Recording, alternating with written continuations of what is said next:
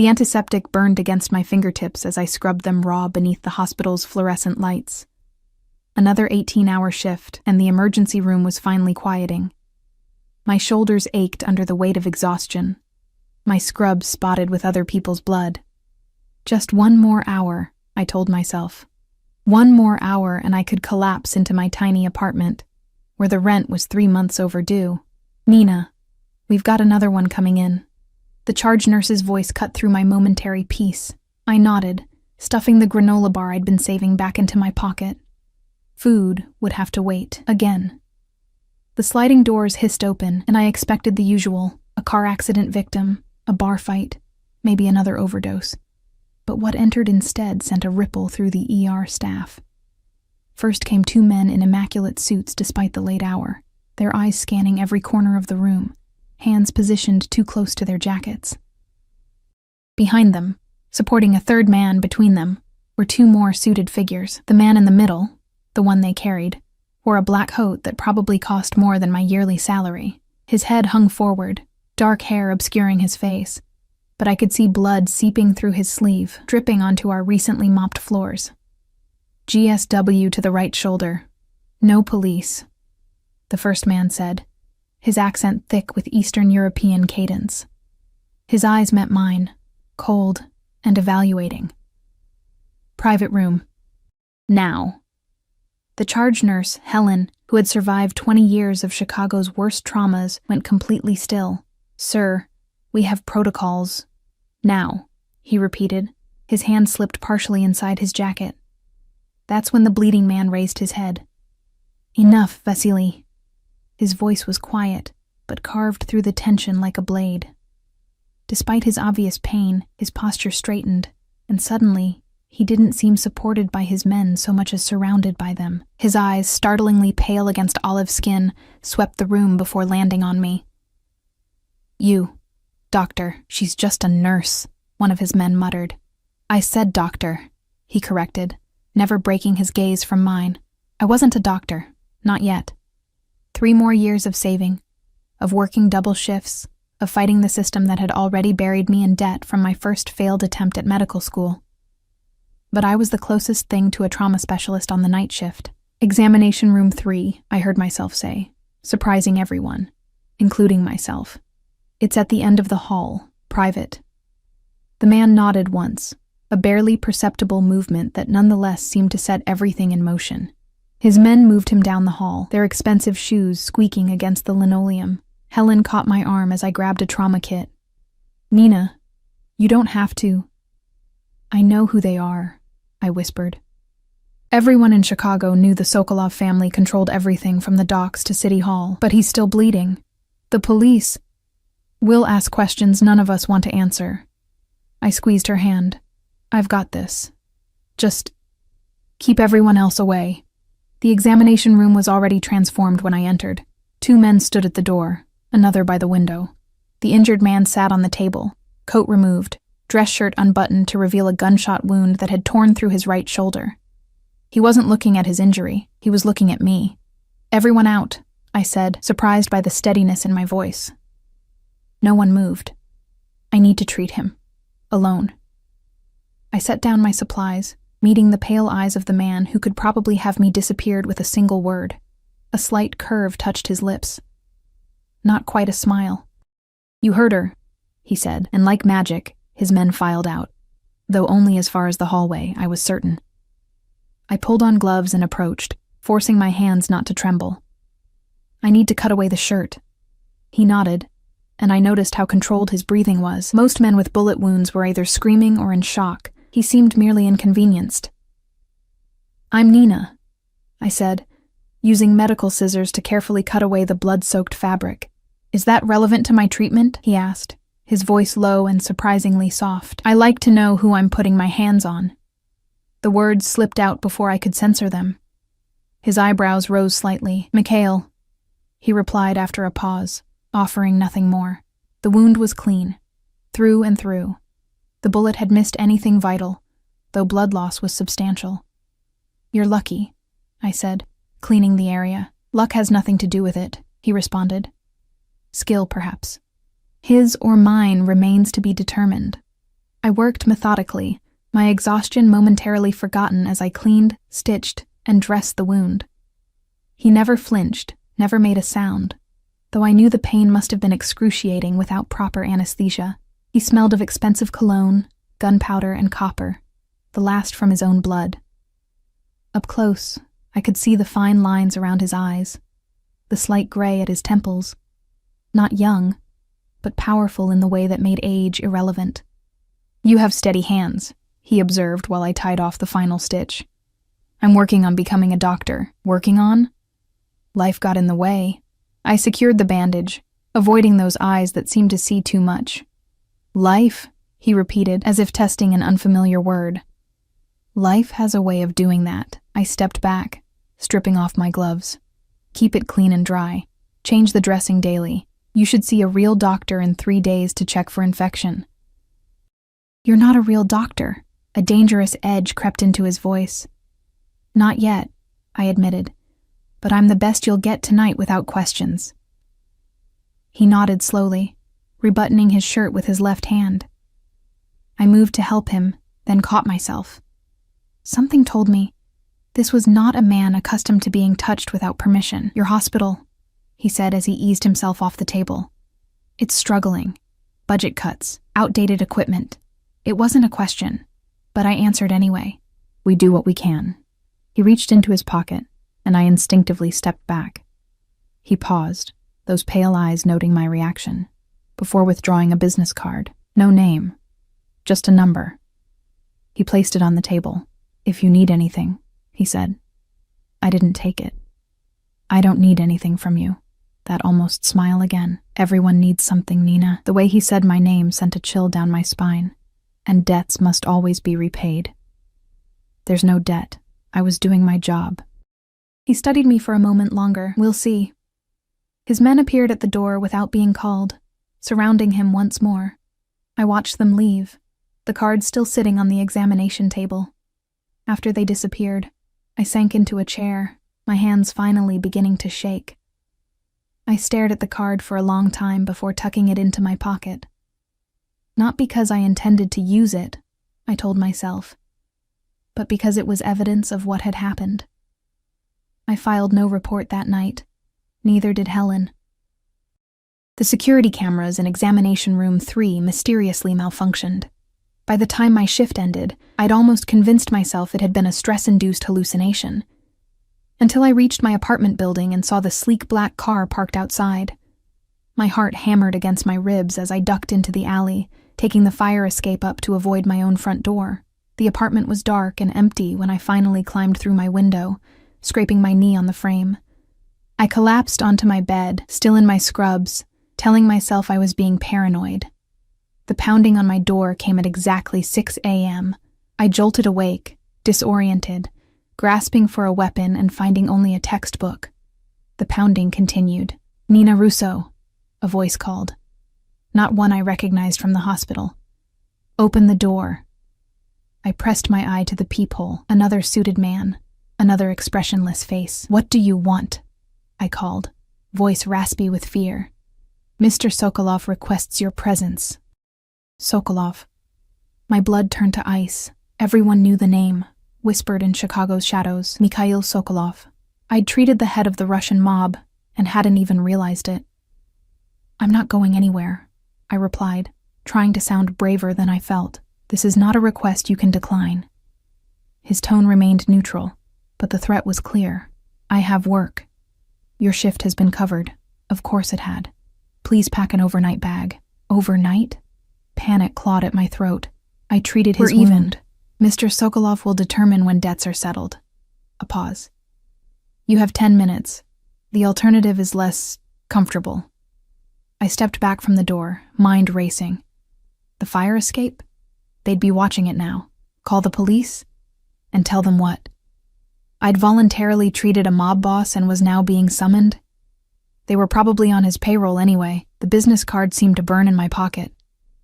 This was why he'd given it to me, not so I could call him, but so his men could find me. 10 minutes later, I emerged with a small duffel bag containing a change of clothes, my phone charger, and pepper spray.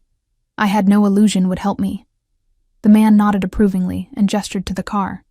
"Where are you taking me?" I asked as he opened the door. "To answer Mr. Sokolov's summons," he replied, as if it were the most natural thing in the world. The car door closed behind me with the finality of a coffin lid. As we pulled away from my apartment, away from everything familiar and safe, I realized I'd made a critical error in that hospital room. I'd shown competence, and in Mikhail Sokolov's world, competence was a commodity to be owned. Block 2. The car's interior was cold and smelled of leather and something faintly metallic. The driver and the man who'd collected me sat in silence, the city passing by in a blur outside tinted windows. I tried to memorize our route, but after 30 minutes of turns and backtracking, I lost my bearings completely. We were heading away from downtown Chicago.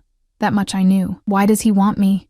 I finally asked, unable to bear the silence. The man beside me, younger than I'd first thought, maybe early 30s, glanced at me. "Mr. Sokolov doesn't explain his reasons.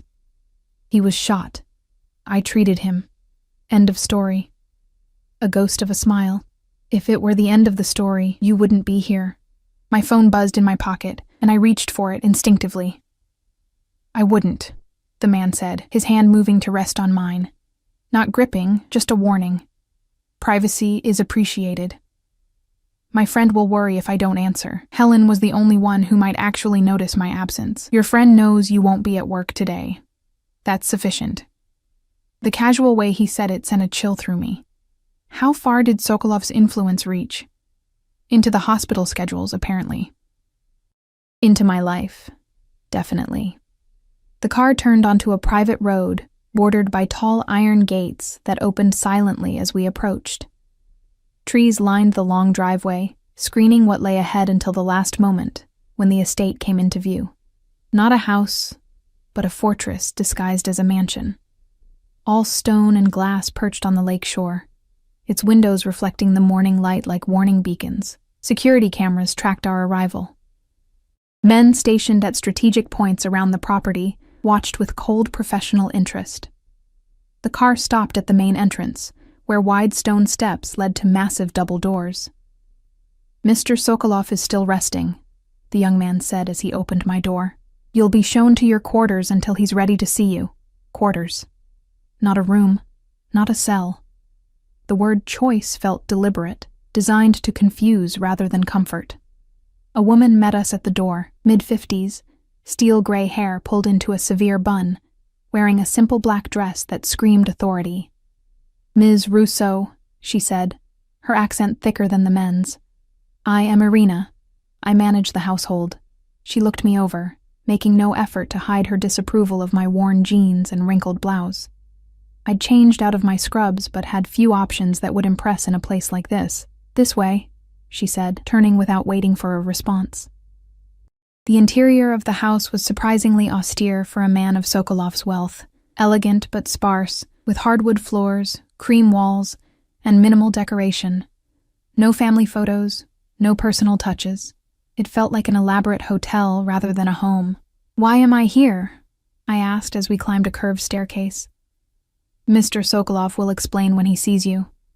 Irina's tone made it clear further questions were unwelcome. The quarters turned out to be a suite larger than my entire apartment. A sitting room opened to a bedroom with a king-sized bed, and beyond that, a bathroom with a shower that could fit 5 people. Floor-to-ceiling windows overlooked Lake Michigan, the water stretching to the horizon. "You'll find suitable clothes in the closet," Irina said. "Yours will be taken for cleaning." I clutched my bag tighter. "I prefer my own clothes." Her eyes narrowed slightly. "Mr. Sokolov has standards for his guests." "I'm not a guest, What was I?" Prisoner seemed melodramatic, but not entirely inaccurate. "You are here at Mr. Sokolov's invitation," she replied. "That makes you a guest, for now." The implied threat hung in the air between us. "When will I see him?" I asked. "When he asks for you." She moved toward the door. "The room is monitored. For your safety, of course. Do not attempt to leave the suite unescorted." The door closed behind her with a soft click, but I heard the unmistakable sound of a lock engaging. Guest indeed. I explored my gilded cage, finding the closet filled with clothes in my size, everything from casual wear to evening gowns, all with price tags removed but obviously expensive. How long had he been planning this? How had he known my sizes? The thought of Sokolov's men going through my apartment, examining my clothes, made me shudder. The bathroom contained high-end toiletries, a hairdryer, makeup, all brand new. The medicine cabinet held basic first aid supplies, nothing that could be used as a weapon. I checked my phone. No signal. Of course. Hours passed. I showered, if only to wash away the hospital smell that still clung to me, and changed into the least intimidating outfit I could find, black pants and a simple blue sweater. I paced the room, tried to read a book from the small collection on a shelf, and finally curled up in a window seat, watching the lake water turn golden in the late afternoon sun. When the door finally opened, I expected Irina, or perhaps another suited man. Instead, Mikhail Sokolov himself stood in the doorway. He looked different in daylight, more substantial somehow. His dark hair was combed back from his face, highlighting sharp cheekbones and those unsettling pale eyes.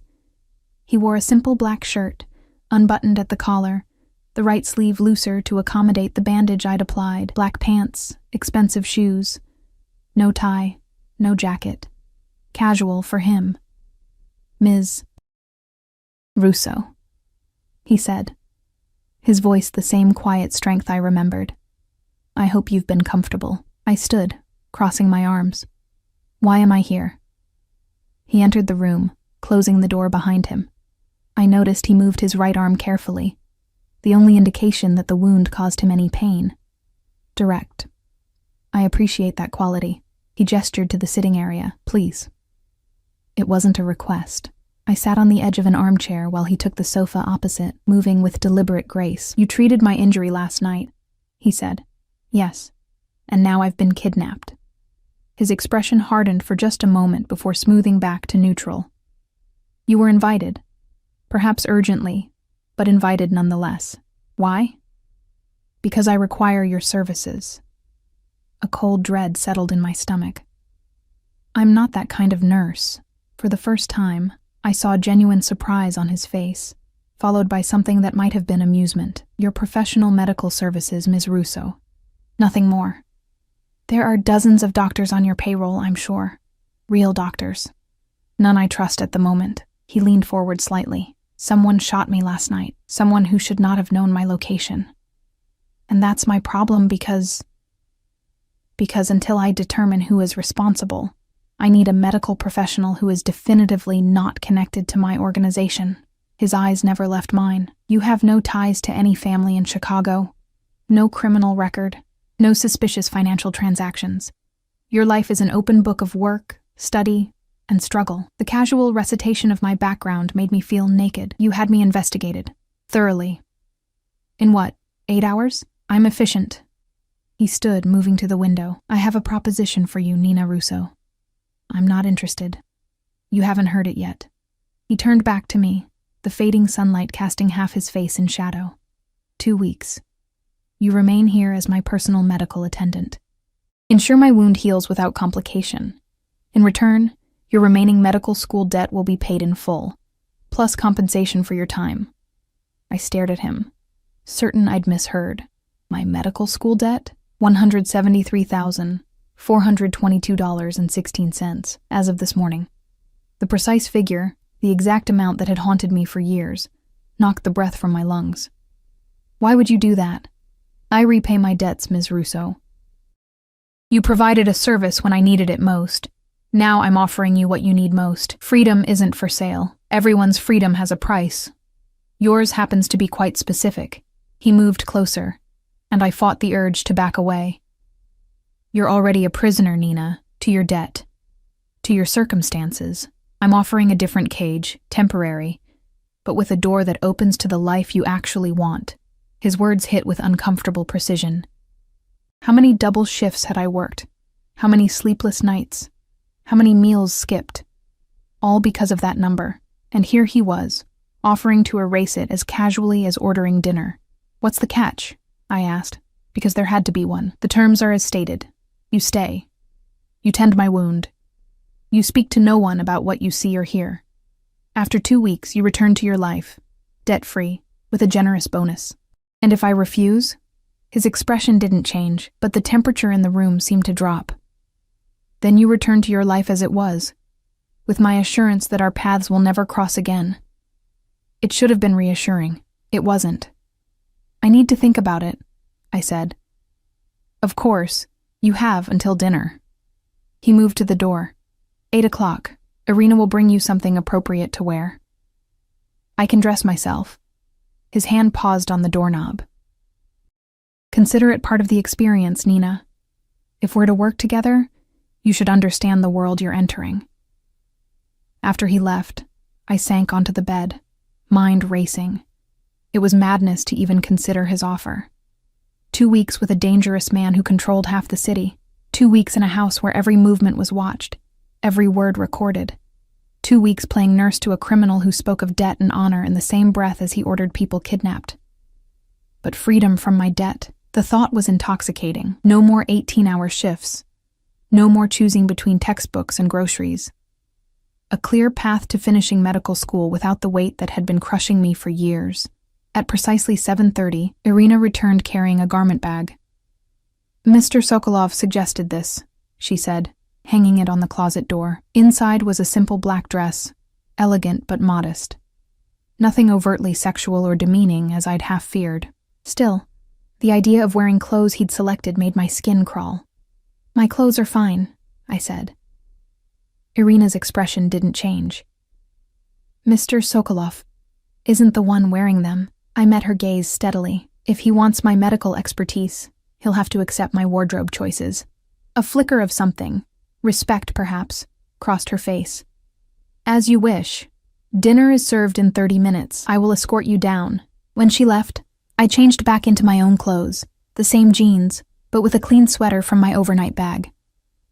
A small rebellion, but it felt necessary to establish that while he might control my location, he didn't control me.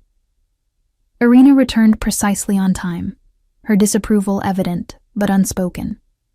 She led me down the sweeping staircase and through a series of rooms, each more impersonal than the last, until we reached a dining room, where a table that could seat 20 was set for 2. Mikhail already sat at the head, rising slightly as I entered. The gesture seemed automatic, ingrained long ago by someone who valued manners. He'd changed into a dark suit, his injured arm now hidden beneath a perfectly tailored jacket. His eyes took in my rebellious wardrobe choice, but he merely gestured to the chair to his right. Ms. Russo, please join me. As I took my seat, the gravity of the situation hit me. I was about to have dinner with one of Chicago's most dangerous men. And by the end of the meal, I would have to give him my answer. Dinner was a silent, tense affair. The food, some kind of delicate fish with vegetables I couldn't name, arrived carried by servers who moved like ghosts, appearing and disappearing without acknowledgement. Mikhail ate methodically, his movements precise despite his injury. I barely touched my plate, my appetite smothered by anxiety. You're not eating, he observed, breaking the silence. I'm not hungry. You haven't eaten since your shift at the hospital. Nearly 24 hours. He took a sip of water. No wine for him, I'd noticed. Your body needs sustenance regardless of your emotional state. The clinical assessment irritated me. Do you monitor everyone's eating habits? Or am I special? A slight upturn at the corner of his mouth. I notice details, Nina. It's kept me alive. Is that what happened to your shoulder? Noticing details. His expression cooled. A momentary lapse. It won't happen again. Because you'll have me around to patch you up? He set down his fork with deliberate care. Have you made your decision? I pushed my plate away. Yes. And? I'll stay. 2 weeks, but I have conditions. His eyebrows rose slightly. You're negotiating? If you want me here, yes. I straightened in my chair, meeting his gaze directly. First, I need to contact my friend Helen. Just a text saying I'm taking personal time. Nothing specific. He considered this acceptable. The message will be reviewed before sending. Second, I need my medical supplies, not just whatever you have here, my own kit, my references. I can provide better equipment than a struggling ER. It's not about quality, it's about familiarity, and having something of my own in this strange place. He nodded. Your supplies will be collected. What else? I took a deep breath. I want a written agreement, the exact terms. My debt cleared, compensation for 2 weeks, and my guaranteed safe return. For a long moment, he just looked at me, those pale eyes assessing. Then he reached into his jacket with his left hand and withdrew a folded document, sliding it across the table. Already prepared, he said quietly. My hands trembled slightly as I unfolded the paper. There it was. Everything I just asked for, spelled out in legal language, including the exact amount of my debt, and an additional $50,000 as compensation for services rendered. At the bottom was a signature, M. Sokolov, the letters sharp and decisive. You were that certain I'd agree? I asked, unsettled. I was certain you were practical. He handed me a pen. Your life has been defined by survival, Nina. This is simply another survival choice. The way he said it, without judgment or pity, made it somehow worse. I signed the paper before I could change my mind, the pen heavy in my hand. Excellent, he said, taking back the document. We begin tonight. After dinner, you'll examine my wound. I need to see your medical history, any allergies, conditions. Irina will provide what's necessary. He glanced toward the doorway, where she had materialized as if summoned. Show Ms. Russo to the medical room once she's finished her meal. He stood, buttoning his jacket with his good hand. Until later. After he left, I forced myself to eat a few bites, aware of Irina's watchful presence. The food was undoubtedly excellent, but it could have been cardboard for all I tasted. The medical room turned out to be a fully equipped clinic that would make most hospitals jealous. State-of-the-art monitoring equipment, surgical supplies, medications, all meticulously organized and immaculately clean. Mr. Sokolov will join you shortly, Irina said. Everything you require should be here. Who maintains this? I asked, running a finger along a tray of surgical instruments. We have specialists who visit when needed. But not now. Her expression remained neutral. As Mr. Sokolov explained, there are trust issues at present, because someone shot him. She stiffened slightly. You should not concern yourself with matters beyond your responsibilities. Hard not to when those matters put a bullet through my patient. She studied me for a moment. You are direct for someone in your position. And what position is that? Temporary, she replied, turning to leave. Remember it. I was examining the medication cabinet when Mikhail entered. He'd removed his jacket and tie, and his shirt was already unbuttoned halfway down his chest. The clinical part of my brain noted the lean muscle beneath olive skin, while another part registered his physicality in a way that made me immediately redirect my attention to the bandage visible beneath his partially removed shirt. Sit, I instructed, gesturing to an examination table. He complied with surprising docility, finishing the removal of his shirt. The bandage I'd applied at the hospital was still in place, no blood seeping through, a good sign. Any pain? I asked, pulling on gloves. Manageable. That's not an answer. His eyes met mine. 7 out of 10 when moving, 4 at rest. I nodded, gently removing the bandage. The wound looked clean, the stitches intact. No signs of infection. I cleaned the area, my touch professional despite the intimacy of the situation. The exit wound? I asked. He turned slightly, allowing me access to his back. The smaller hole where the bullet had exited was similarly clean. You're healing well, I said, applying fresh bandages. But you need to rest the arm completely. No movement if possible. That's not practical. Neither is tearing your stitches and developing an infection. I disposed of the old bandages. Do you have antibiotics? He nodded toward a cabinet. Everything is there. I found what I needed and prepared an injection. When I turned back, he was watching me with an intensity that made me pause. What? I asked. You're different here, he observed. More confident. This is my territory. Medicine. I indicated the needle. This will sting. He didn't even flinch as I administered the injection, his eyes never leaving my face. The silence between us grew heavy with unasked questions. Who shot you? I finally asked, disposing of the needle. That doesn't concern you. It does if they might try again while I'm here. A ghost of a smile touched his lips. Concerned for my safety, or yours? Both. I don't want to get caught in the crossfire of whatever war you're fighting. He studied me for a long moment. There is no war, Nina. Merely a Reorganization of relationships. That involves bullets? Sometimes. He rebuttoned his shirt one-handed, declining my offer of help with a slight shake of his head. You're safe here. No one would dare breach this house. The certainty in his voice should have been reassuring. Instead, it reminded me of exactly who he was, a man whose power was built on fear and violence. I'd like to go back to my room now, I said, suddenly exhausted by the day's events. He nodded, calling for Irina without raising his voice. She appeared so quickly she must have been waiting just outside. One more thing, he said as I reached the door. Tomorrow morning. Breakfast at 7. We have matters to discuss. It wasn't a request. Back in my gilded cage, I tried to process everything that had happened. 24 hours ago, I'd been an overworked ER nurse with crushing debt and fading dreams. Now, I was the private medical attendant to a mob boss with a contract promising financial freedom if I survived the next 2 weeks. I sent the approved text to Helen. Just enough to keep her from worrying, not enough to raise questions. Then I lay on the too-soft bed, staring at the ceiling. Certain sleep would never come. I woke disoriented, sunlight streaming through windows I didn't recognize. For one blissful moment, I forgot where I was. Then reality crashed back. The mansion, the contract, Mikhail Sokolov. A knock at the door announced Irina, who entered carrying a tray.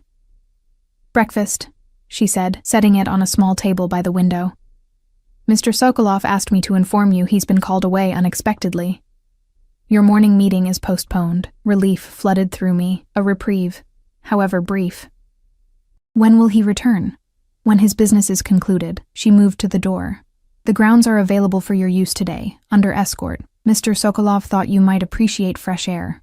After she left, I investigated the tray. Coffee, toast, fruit. Simple, but high quality. My stomach growled, reminding me how little I'd eaten the day before. I spent the morning exploring the mansion under the watchful eye of a guard who introduced himself only as Dmitri. The house was larger than it first appeared, with wings extending in multiple directions, most areas closed off or locked. The parts I could access were all similarly impersonal. Expensive but generic art, furnishings that looked barely used, no photographs or mementos anywhere. Does he actually live here? I asked Dmitri, as we walked through a sitting room that looked like a museum display. Mr. Sokolov has many residences, he replied, his accent thicker than Mikhail's. For security. It doesn't look like anyone lives here. Dmitri's expression remained impassive. Mr. Sokolov values privacy. The grounds were more impressive, manicured gardens stretching to the lakeshore, a pool area sheltered by tall hedges, even a small orchard. All surrounded by a high stone wall topped with security cameras and, I suspected, more deterrents I couldn't see. I was sitting by the pool, enjoying the September sun, when I heard the unmistakable sound of helicopters approaching. Dmitri immediately straightened, hand moving inside his jacket. Inside, he ordered. Now. What's happening? Inside. This time there was no room for argument. He rushed me back to the house through corridors I hadn't seen before, eventually returning me to my suite. Remain here until called for, he said, locking the door behind him. Through the windows, I could see men moving with purposeful efficiency across the grounds. Something had happened, something that put the entire estate on alert. Hours passed. No one came. No explanation was offered. I tried the door, still locked. My phone. Still no signal. The sun began to set, casting long shadows across the lake. Just as I was considering whether the sheets would hold my weight if I tried to escape through the window, the lock clicked. I expected Irina, or perhaps Dmitri. Instead, Mikhail stood in the doorway, his face a mask of controlled fury, blood staining his shirt. Blood that wasn't his. Your services are required, he said, his voice colder than I'd yet heard it. Immediately. I followed Mikhail through corridors I hadn't been shown before, deeper into the mansion's west wing. His pace was brisk despite his injury, and the tension radiating from him made me reluctant to ask questions. The blood on his shirt was fresh, dark crimson splatter patterns that told a story of proximity to violence. We entered a room dominated by a hospital bed, where a young man lay unconscious, his face bruised almost beyond recognition. blood soaked through hastily applied bandages on his torso. 2 men stood by the wall, their expressions grim. "What happened to him?" I asked, immediately moving to check his pulse, weak but present. "He was discovered," Mikhail replied cryptically, nodding to the men who promptly left, closing the door behind them. I peeled back the bandages, revealing a knife wound that had penetrated deep into the abdomen. "He needs a hospital. Surgery." "That's not possible. He could die without proper treatment." Mikhail's expression remained impassive. "Then ensure he doesn't die. You have everything you need here." I looked around at the equipment, surgical instruments, monitors, even a portable ultrasound. This wasn't just a first aid station. It was prepared for exactly this scenario.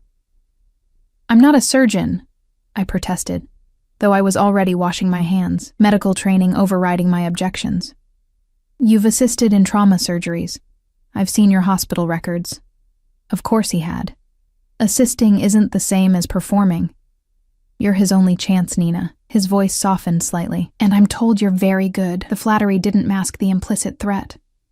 "If this man died, it wouldn't reflect well on me." I took a deep breath, assessed the wound more carefully, internal bleeding. "But if I moved quickly, I need an assistant," I said. "Irina has medical training." Within minutes, she appeared wearing scrubs, her hair now concealed under a surgical cap. Together, we prepped the patient, started IVs, administered antibiotics and blood. They even had his type ready, which raised questions I didn't have time to ask. I lost myself in the procedure, instinct and training taking over. The wound had damaged the spleen but miraculously missed other vital organs.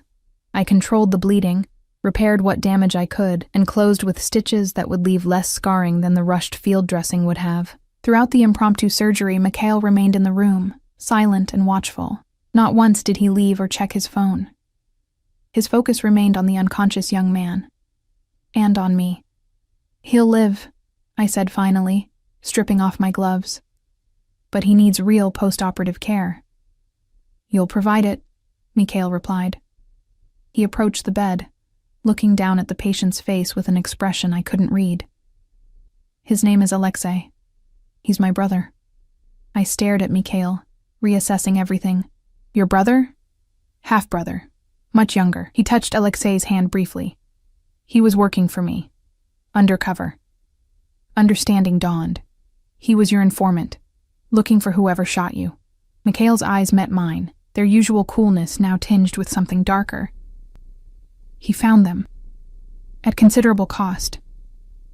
The implication sent a chill down my spine. "And now I handle the situation." He moved toward the door. "Stay with him. If his condition changes, call for Irina immediately." "Mikhail," I said, surprising myself by using his first name. He paused, hand on the doorknob. "What are you going to do?" He studied me for a long moment. "It's better if you don't know. If it involves more people needing emergency surgery, it won't." He cut me off. "That phase is concluded." The certainty in his voice told me everything. Retribution had already been delivered. I spent the night monitoring Alexei, checking his vitals, adjusting his medication. He was young, early 20s at most, with features similar enough to Mikhail's to confirm their relation. Around dawn, he finally regained consciousness, disoriented and in pain. "Where?" His voice was barely audible. "You're safe," I assured him, checking his pupils. "I'm Nina. I'm a nurse." His eyes, the same pale color as his brother's, focused on me with confusion. "Mikhail's Nina?" The possessive pronoun startled me. "I'm taking care of your brother's wound, and now yours." A ghost of a smile touched his swollen lips. "He found you."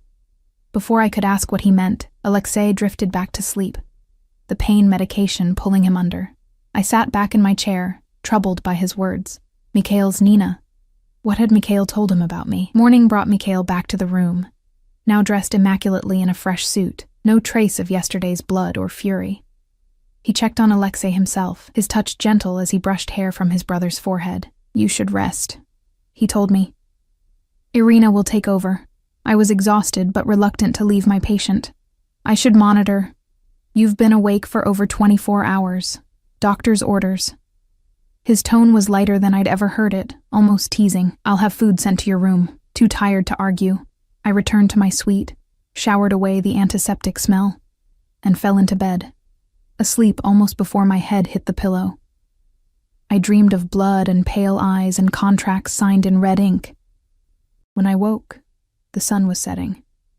I'd slept the entire day. A covered tray sat on the table by the window, the food long cold.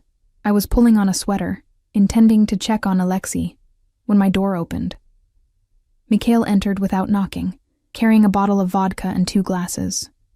He'd shed his suit jacket and rolled up his sleeves. Both of them, I noticed, despite his injury. "How is he?" I asked immediately. "Stable, improving." He set the glasses down, poured a measure into each. "Thanks to you." I accepted the vodka, needing its burn.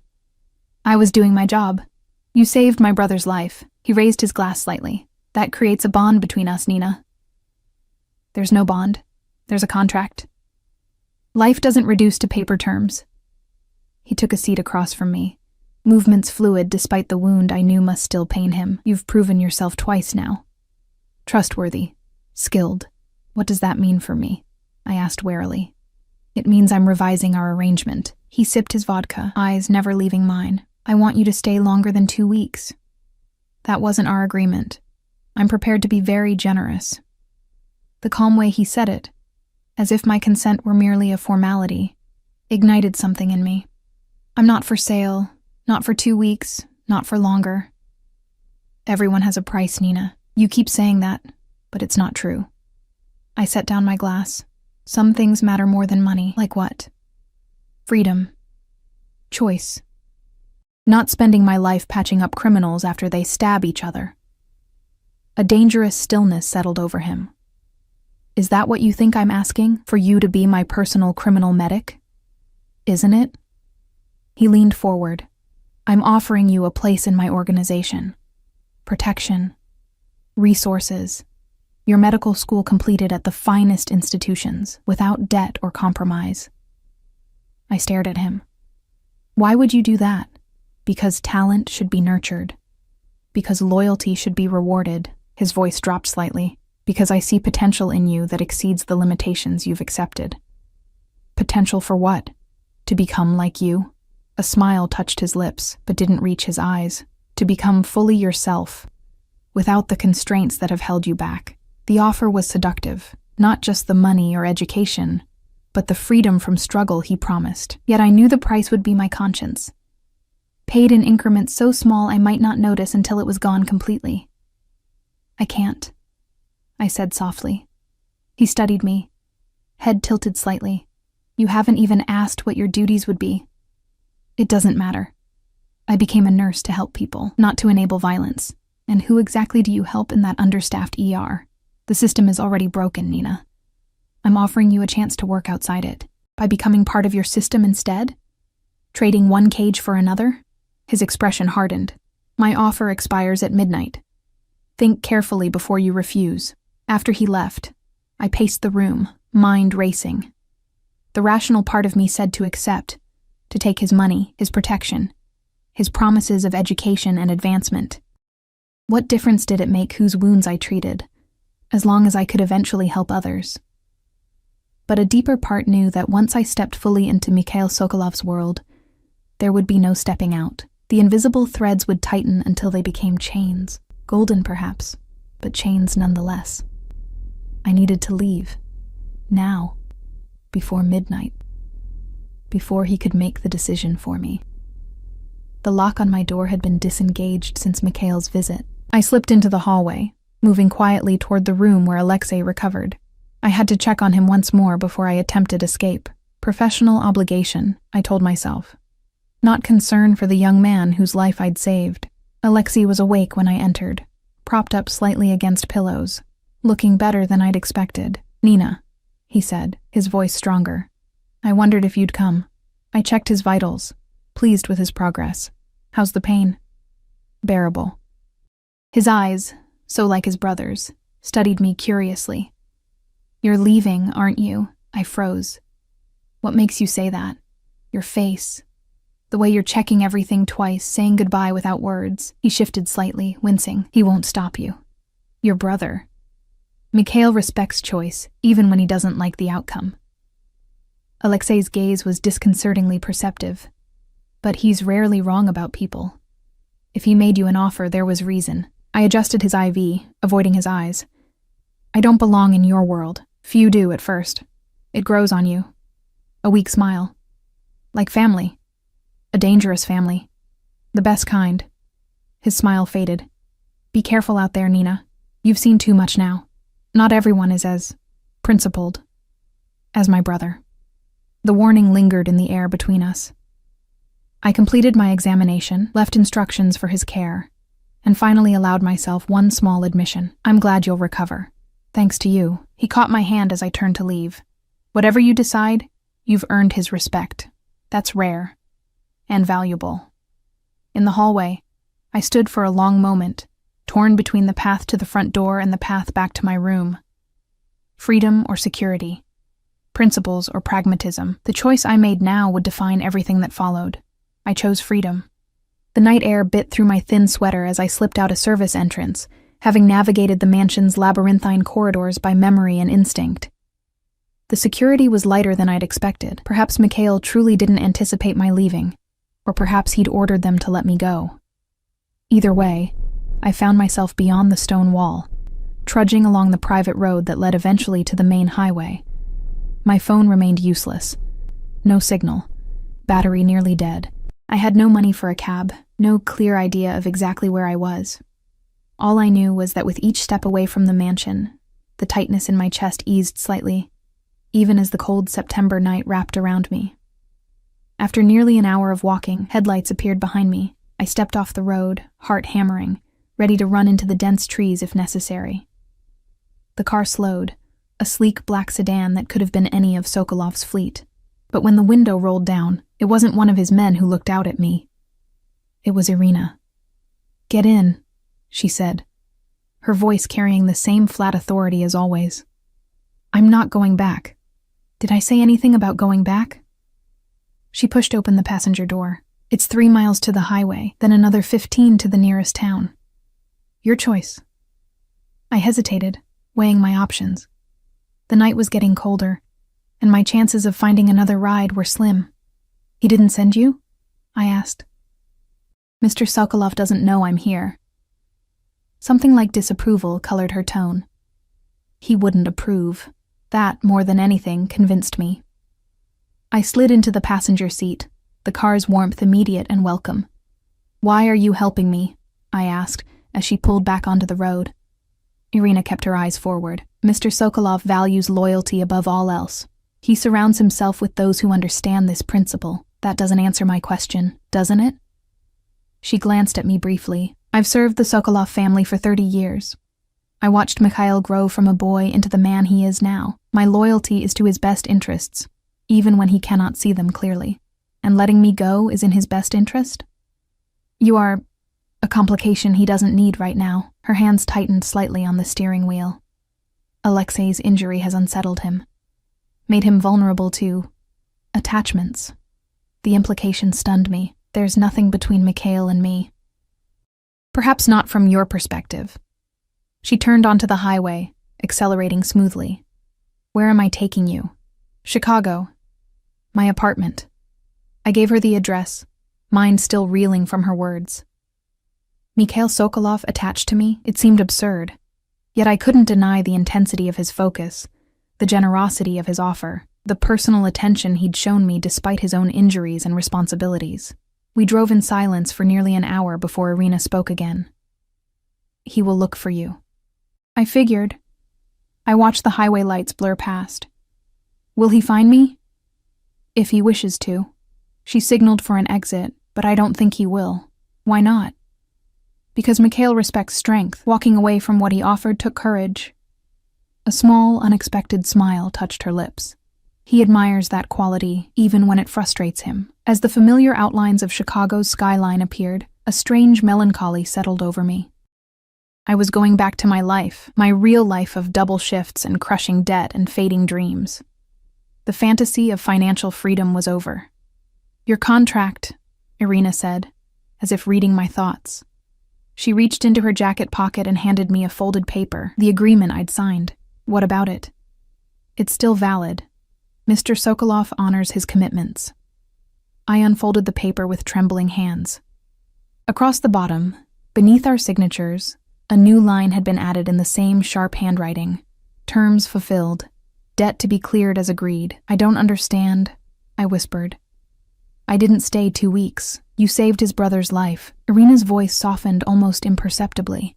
To Mikhail, that's worth more than any time frame. We reached my apartment building just before dawn. The streets quiet and empty. It looked smaller than I remembered. Shabbier in the harsh light of reality after the luxury of Sokolov's world. This is where we part ways, Nina Russo, Irina said as I opened the car door. I suggest you return to your life and forget the past few days. I knew she was right.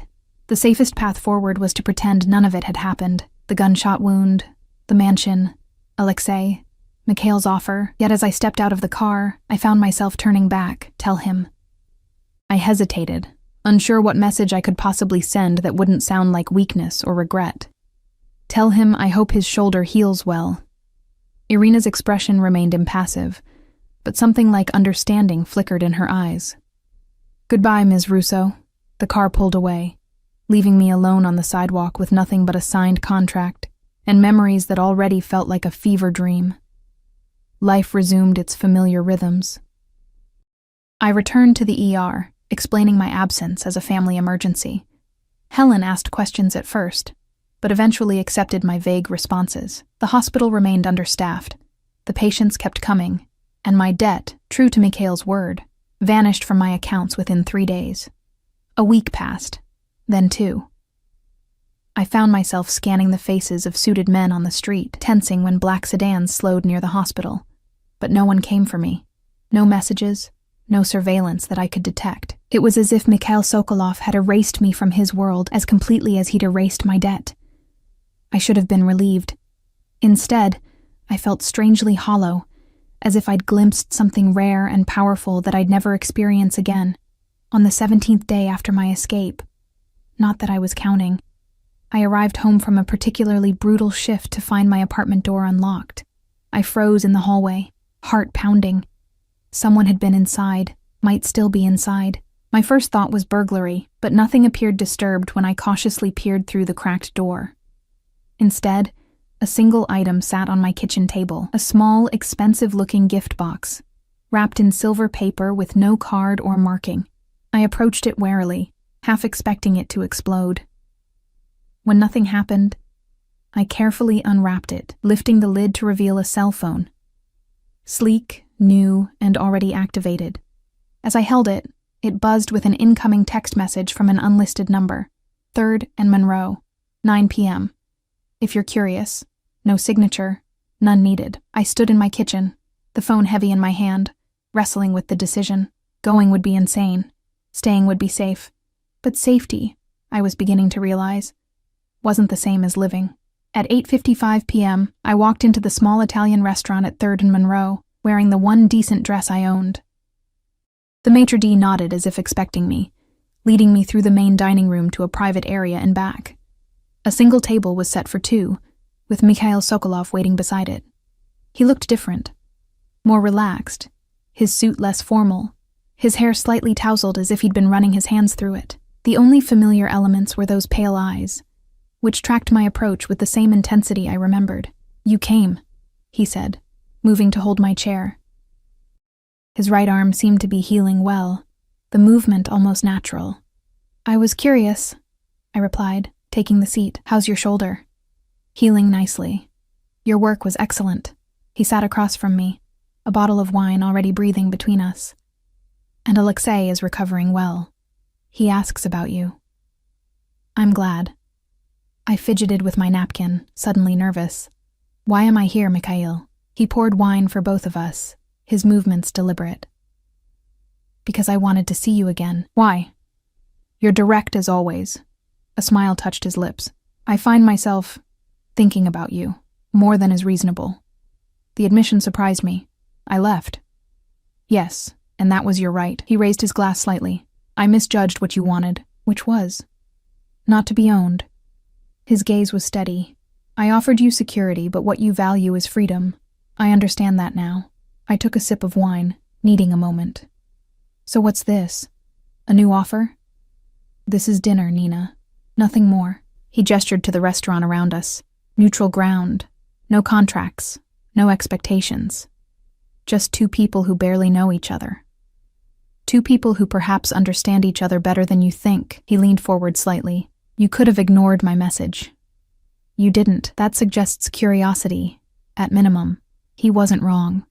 Despite everything, I had been unable to stop thinking about him, his confidence, his complexity, the glimpses of honor beneath the dangerous exterior. I have conditions, I said. His eyebrows rose slightly, amusement flickering in his eyes. Again, with the negotiations, my life stays separate from yours. I don't treat your associates. I don't attend your functions. I don't become part of your world. Understandable. I finish medical school on my own terms. No interference, no shortcuts. He nodded. What else? I took a deep breath. Total honesty between us. I need to know who you really are. Not just what the rumors say. His expression sobered. That's a dangerous request, Nina. Knowledge has consequences. I've already seen enough to put me in danger. I'd rather know the full truth than half-truths. He considered this for a long moment. And in return? In return, I'll have dinner with you. Conversation. Nothing more promised. The corner of his mouth quirked upward. A limited offer. Take it or leave it. His smile widened into something genuine. I accept your terms. What followed was the strangest first date of my life, if it could be called a date at all. Over exquisite food I barely tasted, Mikhail Sokolov told me his story. Born in Russia to a minor crime family, brought to America at 12 when his father expanded operations. The violence of his childhood, the death of his mother, the strict code his father instilled. How he'd taken over the family business at 23 when his father was assassinated. How he'd expanded it beyond smuggling and protection into legitimate enterprises, real estate, shipping, technology investments. The world sees only one dimension of what I do, he said. The violence, the intimidation. They don't see the communities we protect, the businesses we save from predatory corporations, the families we support. You're still breaking the law, I pointed out. Some laws deserve to be broken. His eyes held mine. You've worked in that ER long enough to see how the system fails people. How many lives are destroyed because healthcare is a privilege, not a right? How many families bankrupted by medical bills? The system you work within is just as corrupt as mine. The difference is mine acknowledges its nature. I couldn't entirely disagree, which disturbed me. That doesn't justify violence. No, but it explains it. He twisted his wine glass slowly. Violence is sometimes necessary, but never my first choice. Despite what you may think, I don't enjoy it. Then why continue this life? You have money, connections. You could go legitimate completely. Could I? He smiled faintly. The world doesn't let men like me simply walk away, Nina. Too many people depend on me. Too many enemies wait for weakness. He paused. And there's Alexei. What about him? He's young, impulsive. If I stepped away, he would take over, and he lacks restraint. Mikhail's expression darkened. The devil you know is sometimes better than the one waiting to take his place. By the time we finished dinner, I felt as if I'd glimpsed a side of Mikhail Sokolov that few ever saw. The strategist, the reluctant leader, the man who lived by a code that was foreign to me, but internally consistent for him. May I walk you home?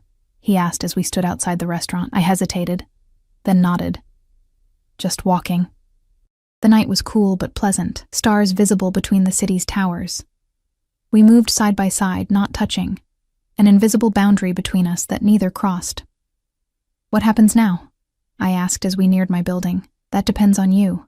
He stopped, turning to face me. I would like to see you again, on your terms. Why me? There must be dozens of women who'd be easier, who wouldn't make demands or ask uncomfortable questions. Precisely why they don't interest me. His gaze was steady. You challenge me, Nina. You see the world differently than I do. And you're not afraid of me. I probably should be, but you're not. He stepped closer, still not touching me. Tell me to walk away, and you'll never see me again. Your debt is cleared, your future secured. No obligations. I knew I should say it. Tell him to leave, to never contact me again. It was the sensible choice, the safe choice. Yet the words wouldn't come. I need time, I said instead, to think about what this means, what it could become. He nodded, accepting this without protest. The phone I gave you, it's secure, untraceable. Use it when you've decided. And if I never call, then I have my answer. Something like vulnerability flickered across his face. So briefly I might have imagined it. But I hope you will. He didn't try to kiss me, didn't try to touch me. He simply inclined his head in a gesture that somehow carried more respect than any I'd received before, then turned and walked away, a solitary figure against the city lights. I watched until he disappeared, caught between worlds, between choices. 3 days later, I was back in the ER when they brought in a young woman, barely conscious, her face bruised beyond recognition. Domestic violence, the paramedics reported. Boyfriend had been beating her for months. This time he'd nearly killed her. I worked to stabilize her, fury building with each new injury I discovered. Broken ribs, internal bleeding, cigarette burns on her arms. By the time we transferred her to surgery, my hands were shaking with rage. 3rd time she's been here this year, Helen said quietly as we cleaned up. Police do nothing. Restraining orders just a piece of paper. She'll go back to him, another nurse added. They always do. Not this time, I heard myself say. Not if someone stops him first. Helen gave me a strange look. That's not our job, Nina, but what if it could be? The thought arrived unbidden, dangerous in its simplicity. That night, I pulled out the phone Mikhail had given me. I stared at it for a long time before typing a message. There's a man named Carl Jennings. He nearly killed his girlfriend today. She's in surgery at Chicago Memorial right now. I hesitated, thumb hovering over the send button. This was crossing a line, using Mikhail's power, his connections, for my own sense of justice. Once done, it couldn't be undone.